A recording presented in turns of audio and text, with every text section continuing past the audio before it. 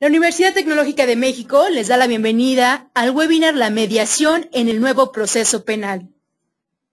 Para abordar el tema del día de hoy, se encuentra con nosotros la doctora Edwina Almada, docente de maestrías, con experiencia de 25 años. Y bueno, su contacto es edwinaalmada@gmail.com. El tema que vamos a tomar es la mediación en el nuevo proceso penal. En resumen, pues se hablará sobre, para hacer una realidad a la justicia restaurativa, se hace necesario implementar los medios alternativos de solución de controversias y la mediación es uno de los pasos indispensables para construir los acuerdos restaurativos.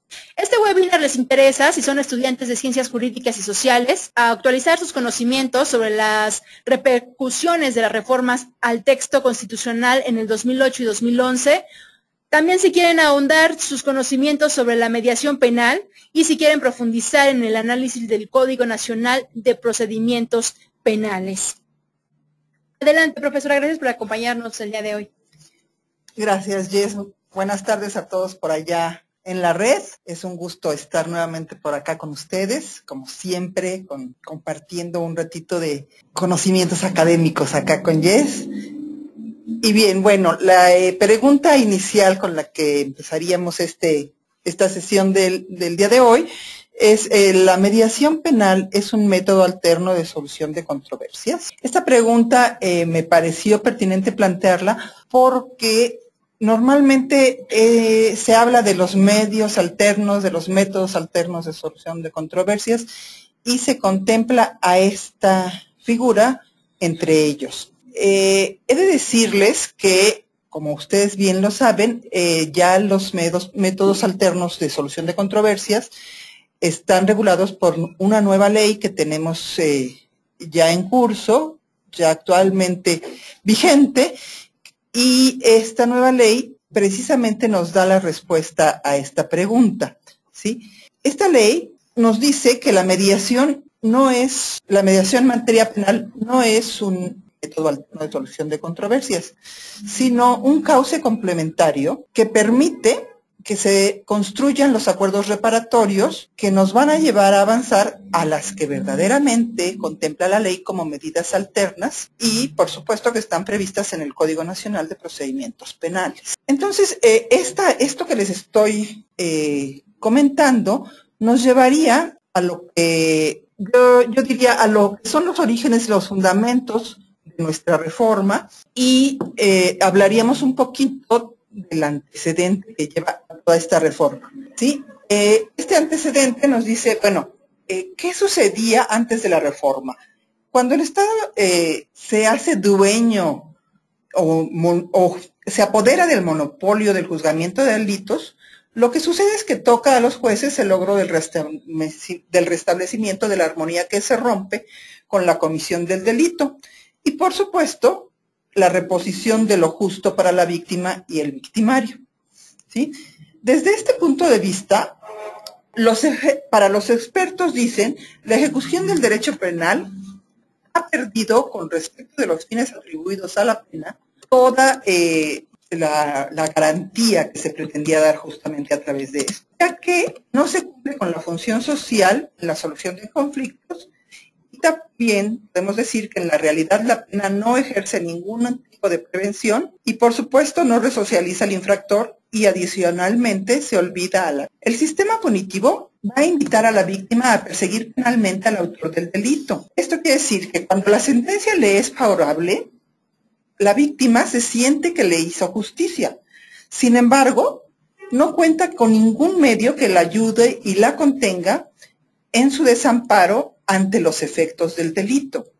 En el sistema tradicional vamos a ver que aunque víctima y victimario quisieran conciliar, no lo pueden hacer. ¿Por qué?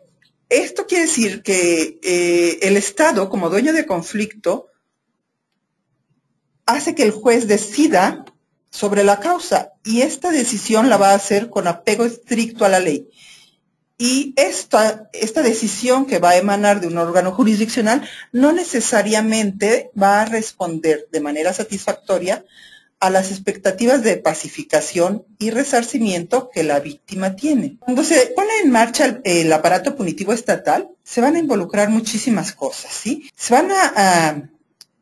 Debemos de pensar en una cantidad enorme de gastos, tanto de tecnología como de logística, medios y por supuesto servicios. Y este tipo de gastos se van a erogar tanto para los delitos graves como para los delitos llamados de bagatela. Entonces, este dispendio vamos a tener que se evita y se disminuye cuando el uso de este aparato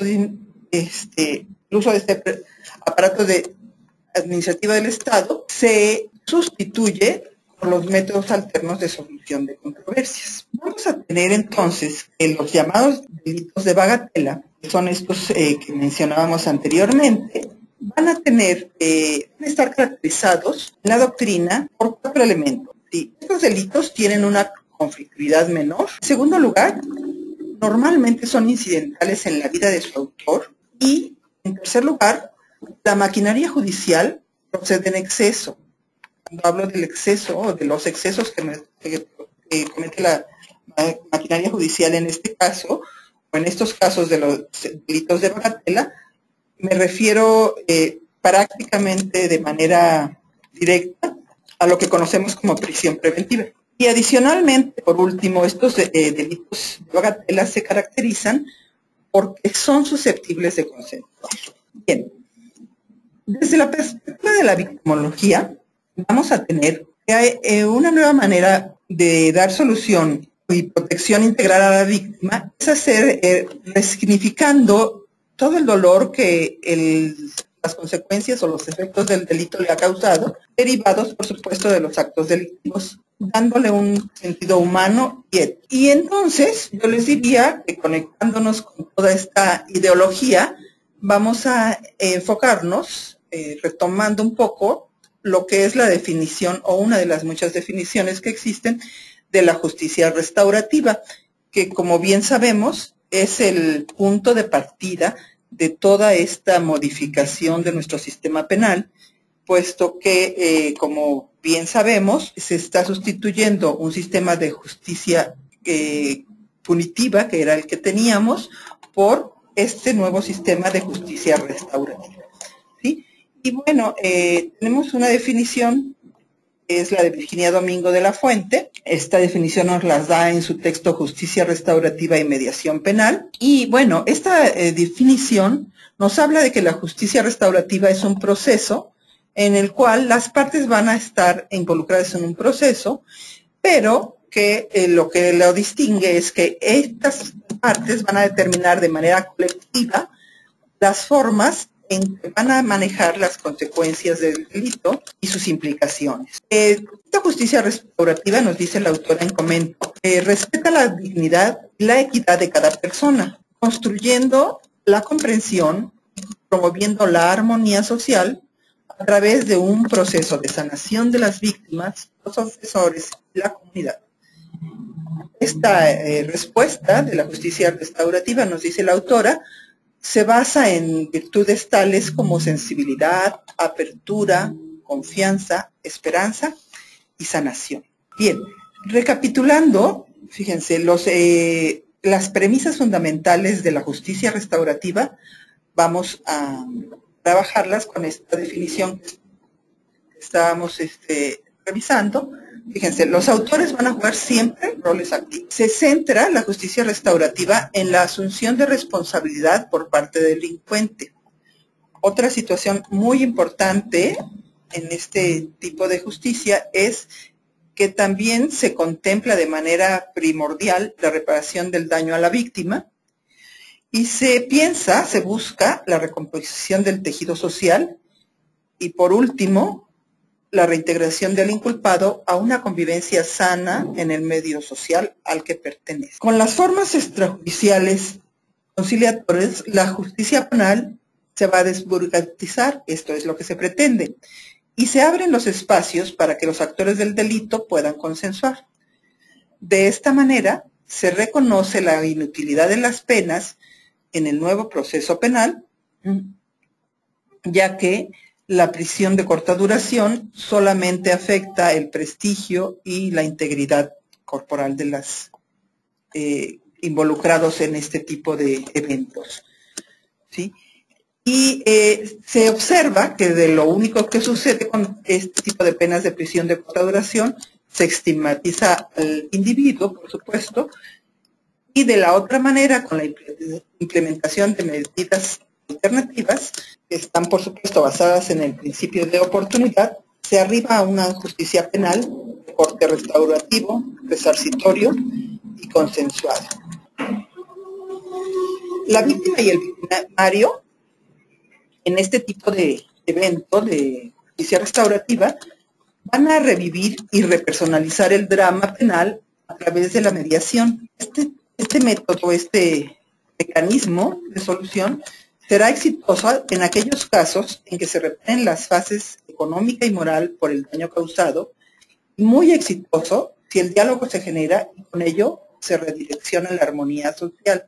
Es por esto que se puede afirmar que la justicia restaurativa es el contexto natural en el que se desarrollan los procesos de mediación, dado que es desde esta perspectiva en la que se pueden comprender los principios y fundamentos de ese mecanismo alternativo de solución de controversias. Ustedes están viendo ahora en pantalla un diagrama en el que se muestran todos los mecanismos que son utilizados en las prácticas de justicia restaurativa. Como ustedes pueden ver en la parte izquierda de su pantalla, en el círculo superior izquierdo, van a encontrar a la mediación entre víctima y delincuente. Es así que podemos ubicarlo perfectamente en este diagrama de la tipología de la justicia restaurativa. Entonces podríamos decir que siendo natural esta cuestión de la justicia restaurativa para la mediación, bueno, nos podríamos ahora sí remitir a el contexto legislativo en el que vamos a situar a la mediación penal.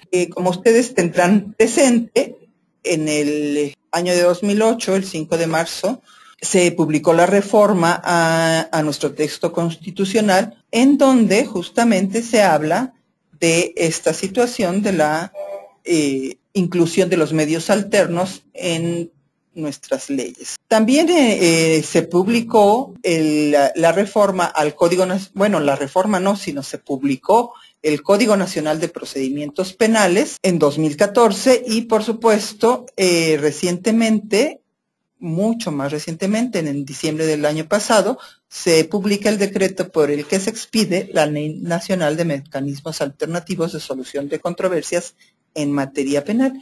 Este es el contexto legislativo en el que se va a situar nuestro tema de hoy, que es la mediación, la figura con la que estamos trabajando el día de hoy, ¿no? Fíjense, en el artículo 17 constitucional reformado vamos a encontrar este texto que nos habla justamente de esta inclusión de la figura de la mediación en nuestros códigos, ¿sí?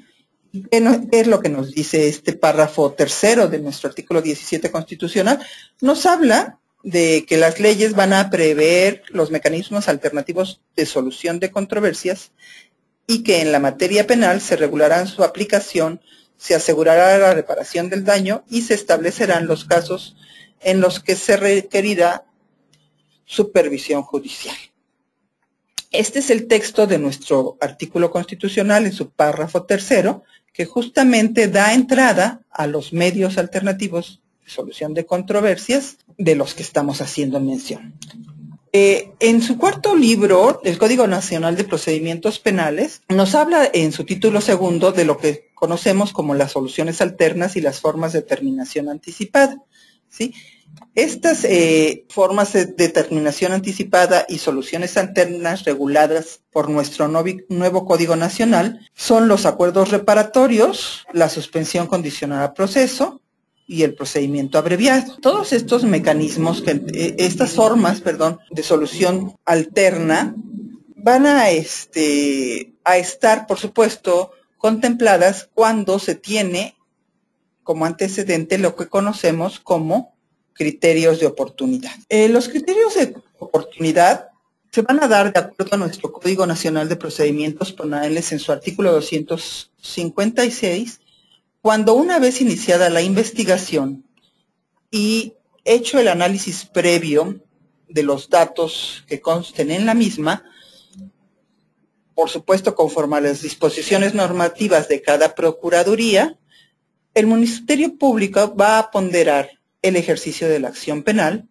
sobre la base de estos llamados criterios de oportunidad. En esta ponderación, para realizar esta ponderación, el Ministerio Público también habrá de vigilar que se hayan reparado o garantizado los daños causados a la víctima o ofendido, o que ésta manifieste su falta de interés jurídico en la mencionada reparación, y de todo ello deberá dejarse constancia. ¿Qué es lo que el Ministerio Público va a ponderar para llevar a cabo el ejercicio o no el ejercicio de la acción penal?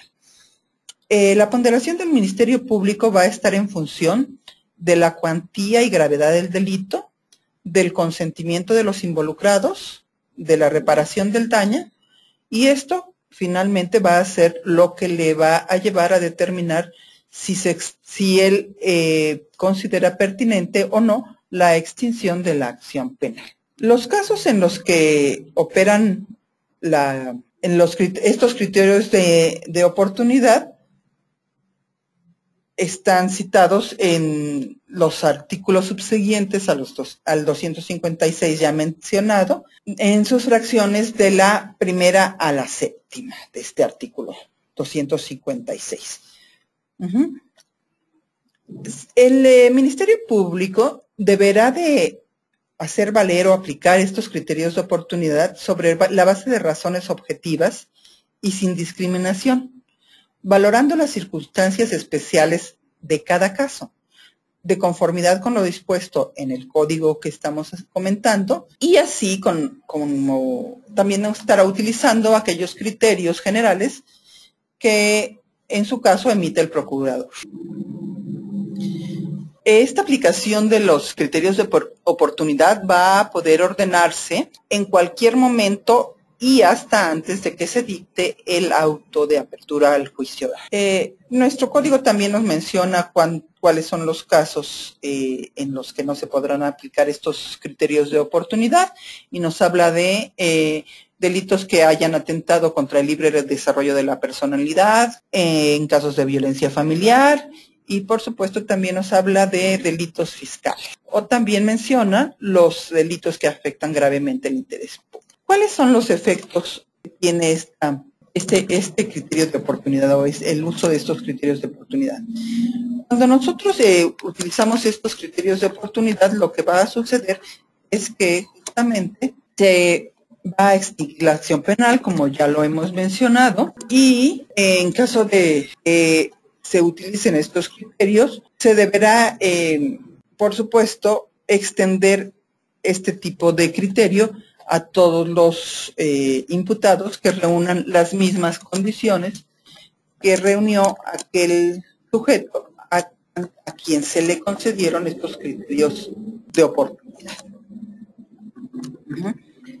Bien, cuando nosotros hablamos de estos criterios de oportunidad, hablamos entonces de la posibilidad de que los sujetos que están siendo investigados o ya iniciado su proceso en el nuevo juicio, van a tener la oportunidad de llegar a acuerdos con la víctima del evento. Entonces, ¿cómo es o cómo podría ser esta situación de llegar a los acuerdos? Y justamente es aquí donde entra la figura de la mediación, que en nuestra Ley Nacional de Mecanismos Alternativos de Solución de Controversias en Materia Penal conceptúa o define como el mecanismo voluntario mediante el cual los intervinientes, en libre ejercicio de su autonomía, buscan, construyen y proponen opciones de solución a la controversia, con el fin de alcanzar la solución de esta. Y nos dice también que el facilitador durante la mediación propicia la comunicación y el entendimiento mutuo entre los intervinientes. Tendríamos entonces que citar algunas de las características de la mediación, Y diríamos entonces que la mediación es una vía pacífica de solución de conflictos. Posibilita la convivencia armónica entre las personas, privilegia la decisión de las partes, la cooperación y el compromiso mutuo, facilita la continuidad de las relaciones, de esta manera reduce la posibilidad de futuros litigios y se le considera una vía no adversarial, ya que evita la postura antagónica de ganador y perdedor. Entre estas características se puede citar también que es un método muy creativo, por supuesto colaborativo, respetuoso y llega a ser muy satisfactorio. En nuestra Ley Nacional de Mecanismos Alternativos de Solución de Controversias,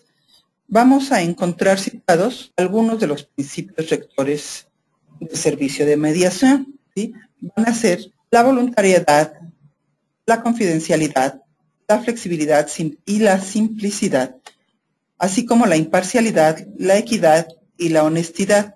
Si ustedes retoman estos principios, van a encontrar que se encuentran un poco diferentes, o son un poco diferentes a los principios de los medios alternos que teníamos ya en las diferentes leyes de justicia alternativa que hay a lo largo de en los estados de toda nuestra república. Se retoma el principio de voluntariedad, que es el principio fundamental de la mediación, en donde se nos habla de que los participantes, los intervinientes, deben de acudir a este mecanismo por su propia decisión, de forma libre, sin coacción y de ninguna manera por obligación.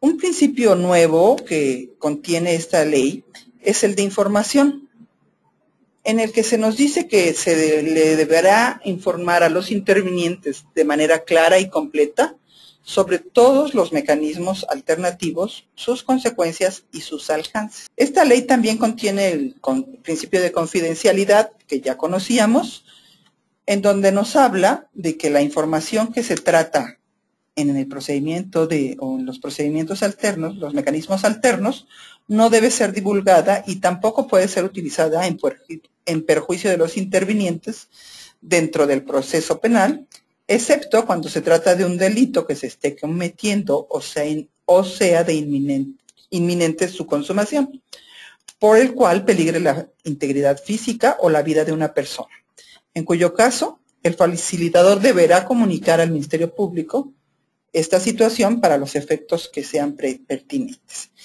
Nos habla de un cuarto principio, que es el principio de flexibilidad y simplicidad, en donde nos dicen que estos mecanismos alternativos deben de carecer de toda forma estricta y que propiciarán un entorno idóneo para que los intervinientes manifiesten sus propuestas y que de tal suerte se pueda resolver por consenso la controversia. Nos dice en este artículo que se deberá evitar establecer formalismos innecesarios y se deberá, por supuesto, utilizar un lenguaje sencillo. En cuanto al principio de imparcialidad, nos habla nuestra ley de que estos mecanismos deben de conducirse de manera objetiva, tratando de evitar la emisión de juicios, opiniones o prejuicios, por supuesto libre de favoritismos, inclinaciones o preferencias, que puedan conceder u otorgar ventaja a algunos de los que están interviniendo en el mecanismo de que se trata.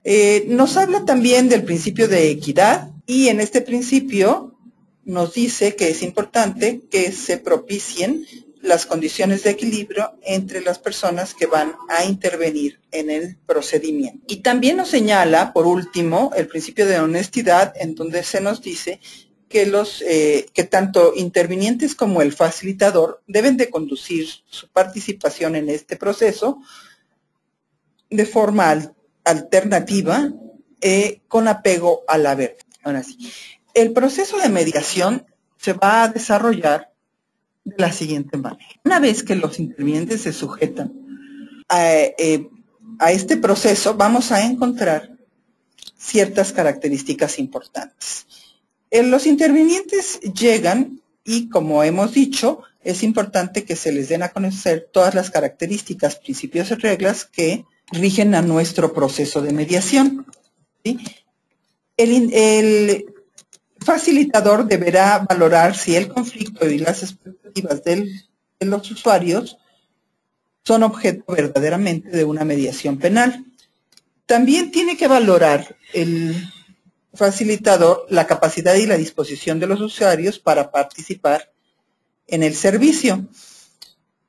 Y por supuesto, habrá que sensibilizar a los participantes para que usen la vía del diálogo y la negociación para llegar a una solución del problema que los ha traído ahí.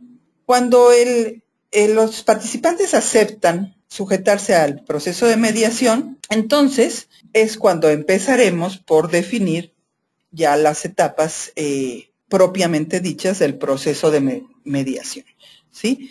Este proceso de mediación tiene un primer momento en donde el mediador va a sostener una entrevista con el ofensor para determinar sus expectativas y saber si se dan las condiciones adecuadas que le permitan enfrentar al ofendido en una sesión de mediación en materia penal. Posteriormente, se va a entrevistar con la parte ofendida para conocer sus necesidades.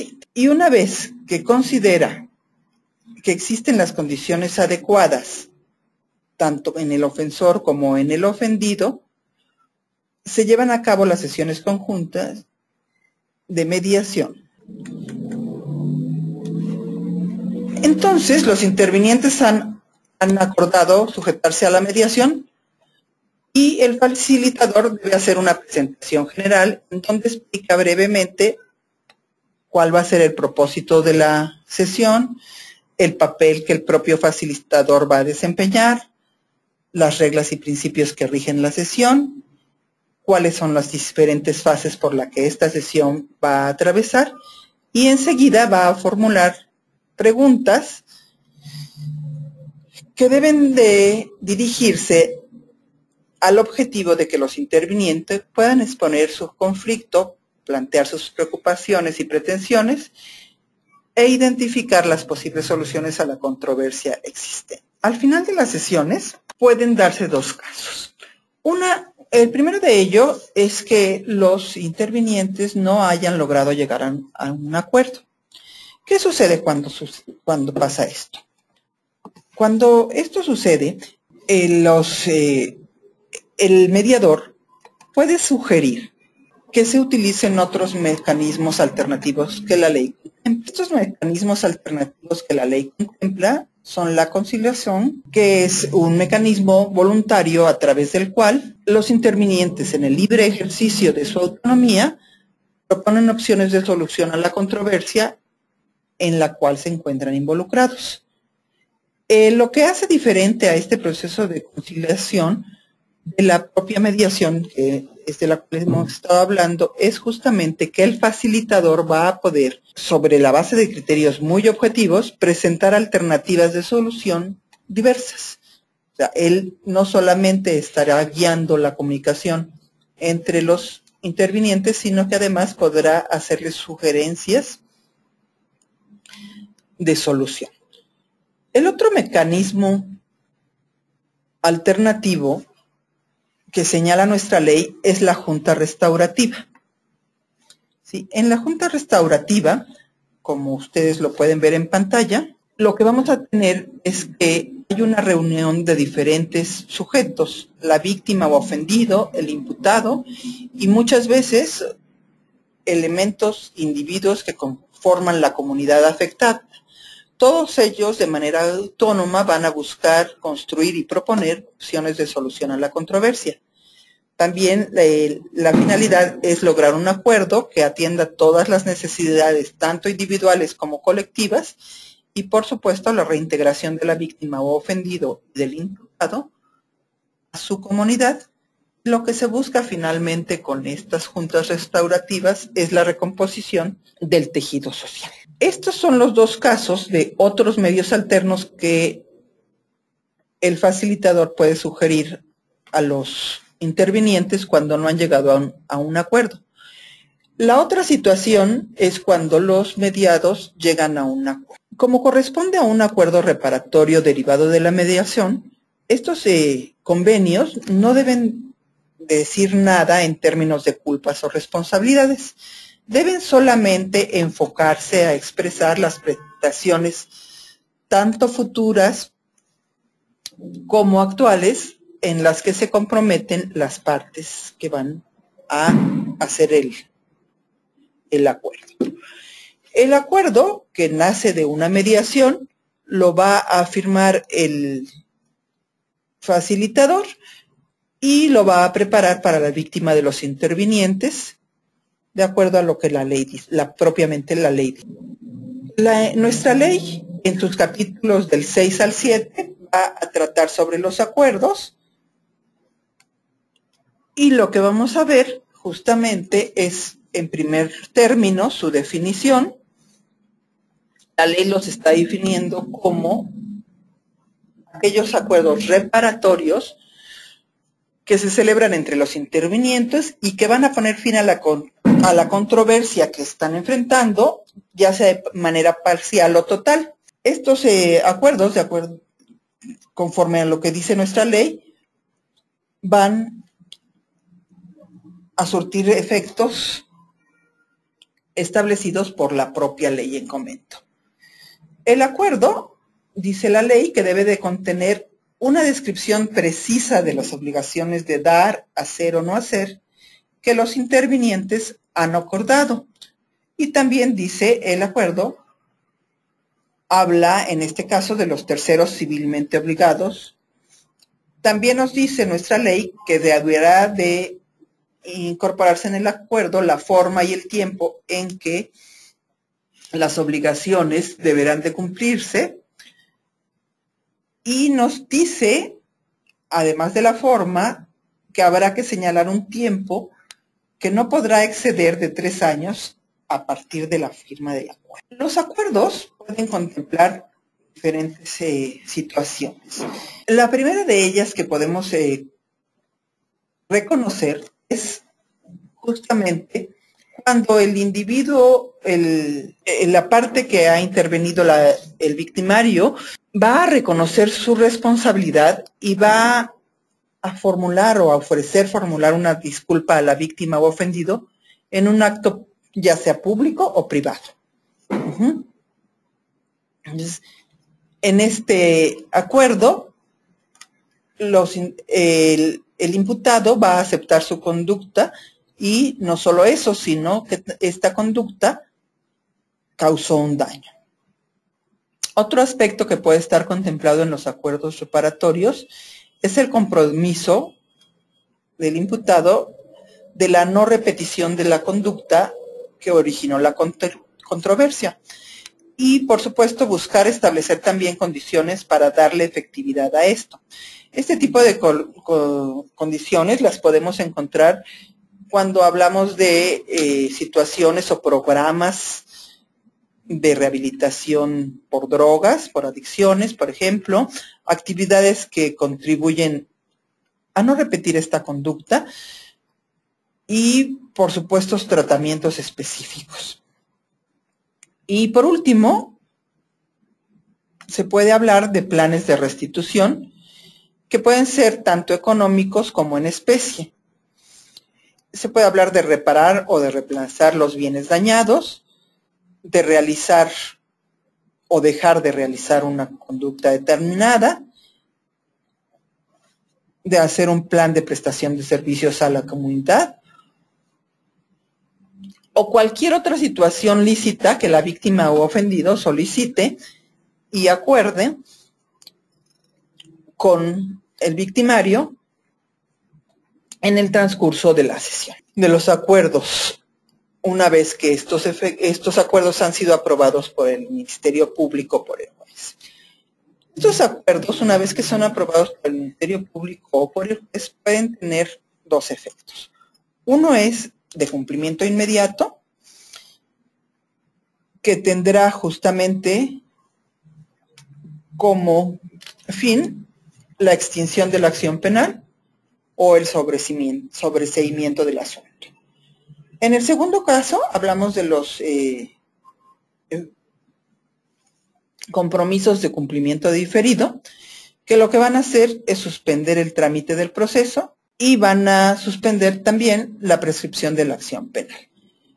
Los acuerdos que tienen compromisos de cumplimiento inmediato, por su propia naturaleza, como hemos dicho, extinguen la acción penal o provocan el sobreseimiento del asunto, dependiendo en qué fase se encuentre el proceso, ya sea en la fase de investigación o en la parte de juez de control.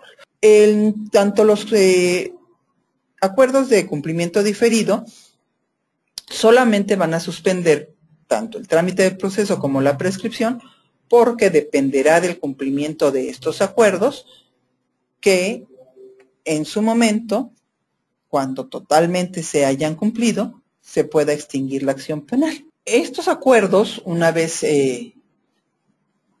firmados por las partes, justamente nos van a llevar a que se puedan hacer realidad lo que nuestra ley llama mecanismos alternativos de solución de controversias, que como bien habíamos ya comentado, van a ser, por un lado, la suspensión condicional a proceso, los acuerdos propiamente reparatorios mencionados en la ley, que son estos, y el juicio abreviado. Con esto estaríamos terminando la sesión que hemos abordado hoy en relación con los mecanismos alternos de solución de controversias y propiamente hablando del tema de la mediación penal.